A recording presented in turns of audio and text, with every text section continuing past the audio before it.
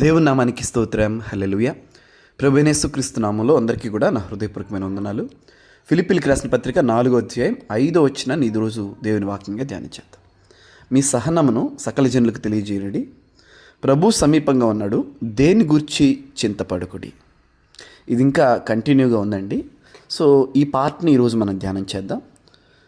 ప్రభు సమీపంగా ఉన్నాడు, దేని గూర్చి చింతపడకుడి. ప్రభు ఎవరికి సమీపంగా ఉన్నాడు?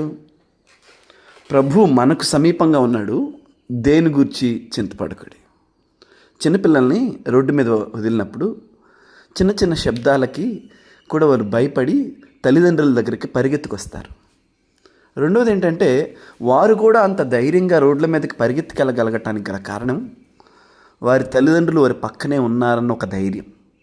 అదేవిధంగా సో మన ఎదుట మన చుట్టూ ఎటువంటి పరిస్థితులు కమ్ముకున్నప్పటికీ, ఎలాంటి పరిస్థితులు మన వైపుకు దూసుకొస్తున్నప్పటికీ ఒక్క సత్యం మనం తెలుసుకోగలిగితే చాలు. ఏంటంటే ప్రభు మనకు తోడుగా దగ్గరగా ఉన్నాడని. ఆలోచన చేయండి. ఏ తల్లిదండ్రులైనా పిల్లలు పడిపోతుంటే చూస్తూ ఊరుకుంటారా? ఏ తల్లిదండ్రులైనా పిల్లల మీదకి ఏదైనా హాని రాబోతుంది అన్నప్పుడు రెస్పాండ్ అవ్వకుండా ఉంటారండి? స్పందించకుండా ఉంటారా? ఆలోచన చేయండి. అందుకని తల్లి అయినా మరుచునేమో నేను నిన్ను మరువునని చెప్పి వాగ్దానం చేసిన దేవుడు మనకు సమీపముగా మనకు దగ్గరగా ఉన్నాడు. ఆమేన్, హల్లెలూయా.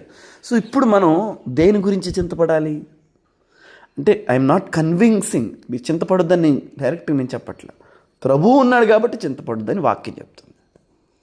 హల్లెలూయా. దోణిలో తుఫాను వచ్చింది, ఆయన నిద్రపోతున్నట్లుగా ఉన్నారు. వీళ్ళు ఆయన అప్రోచ్ అవ్వాలని చూస్తున్నాడు.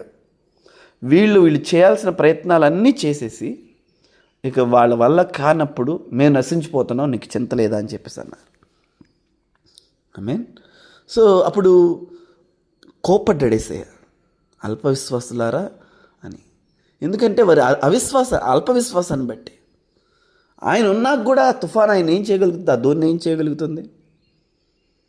మీ జీవితంలో దేవుడు ఉన్నాక కూడా సమస్య మీ జీవితాన్ని ఏం చేయగలుగుతుంది? నా జీవితాన్ని ఏం చేయగలుగుతుంది?